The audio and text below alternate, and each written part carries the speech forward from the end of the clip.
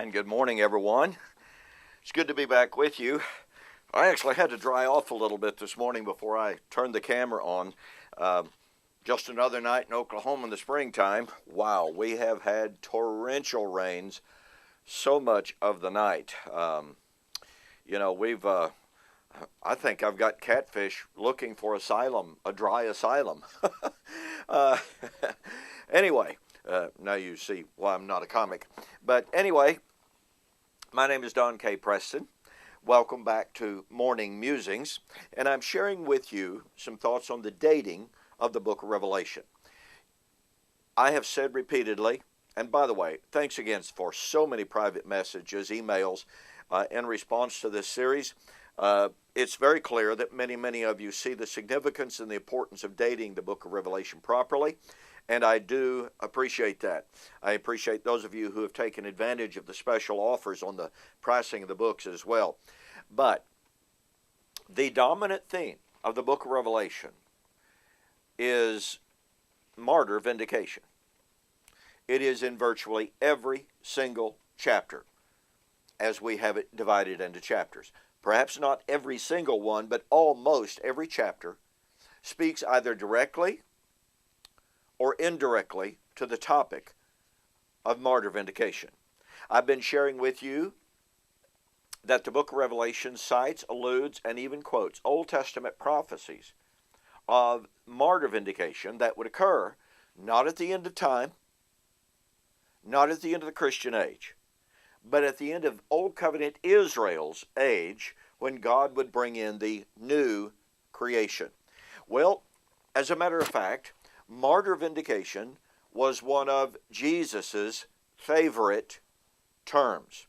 Well, it should come as no surprise, because Paul says in Romans chapter 15, verse 8, we know that Jesus was made a servant to the circumcision to confirm the promises made to the fathers. So if Jesus came to confirm the Old Covenant prophecies that were made to Israel, then surely, yes, he should have spoken of martyr vindication. And we find this is exactly the case.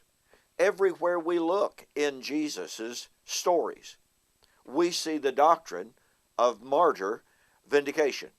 Look at Matthew 16. Starting with about verse 21, Jesus told of his impending own personal death. Then he spoke of those who would follow him. Then he spoke of his coming in that generation in judgment. Matthew chapter 21, we find the story of the vineyard, and the servants who killed the servants sent to them finally killed the son. Then the father sent his armies, or would miserably destroy those servants, take the kingdom from Old Covenant Israel, give the kingdom to another nation, bringing forth the fruit thereof. Matthew chapter 22, the wedding feast. The invitation was sent out to those who had already been invited. They mistreated the servants, killed them. The master of the wedding was extremely wroth, sent out his armies, destroyed those wicked servants, and burned their city. Matthew chapter 23, Jesus spoke of how it was Old Covenant Jerusalem and Israel that had killed all of the prophets. They would kill his apostles and prophets. All of the blood of all of the righteous shed on the earth all the way back to Abel would be required and vindicated in that generation. In Luke chapter 18, Jesus said, urging his disciples to pray constantly. Pray constantly for what? To be avenged.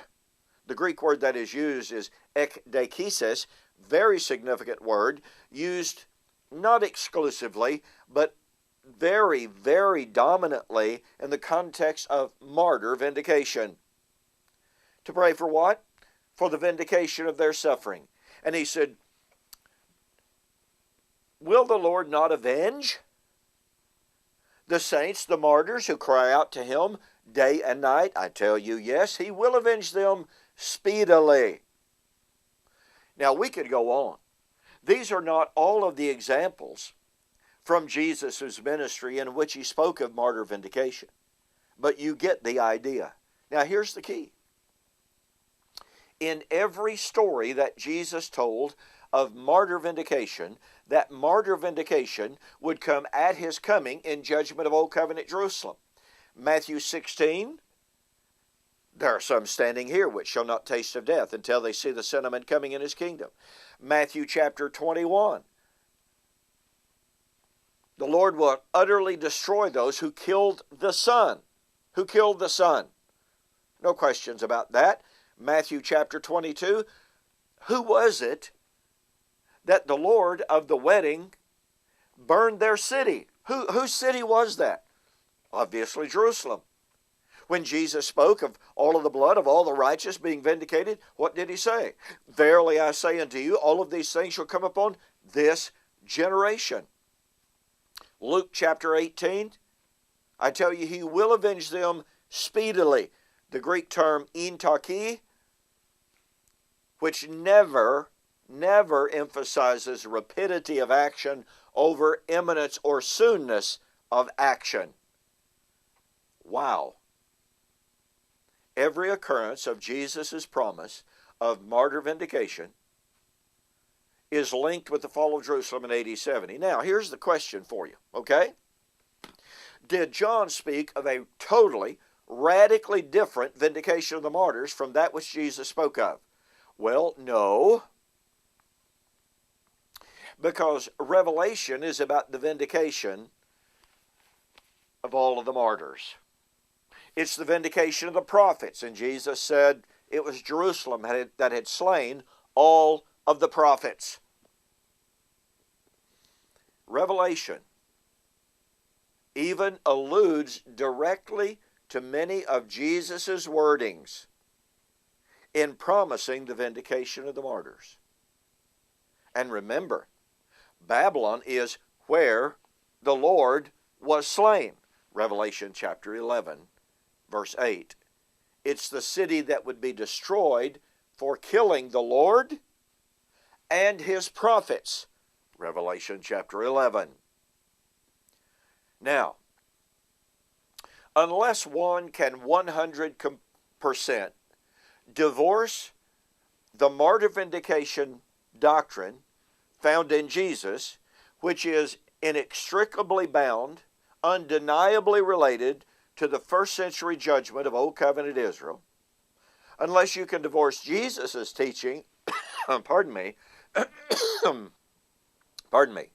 from John's doctrine of martyr vindication in the book of Revelation, then since Jesus' teaching about martyr vindication is 100% directly tied to the judgment of Israel and Jerusalem in AD 70, that means that martyr vindication in the book of Revelation was inextricably and undeniably to take place at the destruction of Jerusalem in AD 70. You know what? I haven't seen one shred of evidence, not one syllable, not one argument to justify any claim that martyr vindication and Revelation is different from that taught by Jesus. If you can't prove they're different, folks, Revelation was written before AD 70 and spoke of that impending, soon to come to pass, martyr vindication. Hey, we've got even more. Don't forget, all of this and more is in my book, Who is This Babylon? Go to my websites, www.eschatology.org, BibleProphecy.com. Order the book, Who is This Babylon? Mention that you saw the offer on YouTube or Facebook, and I'll refund your shipping, and I will include my presentation on martyr vindication and the millennium that I presented at Criswell College in Dallas, Texas in 2012. I will also include a free copy of my book, Can God Tell Time? Wow, that's a good offer, all right? Get the book, get the CD, get the book, Can God Tell Time? Go to my websites, order it today, and we thank you for watching.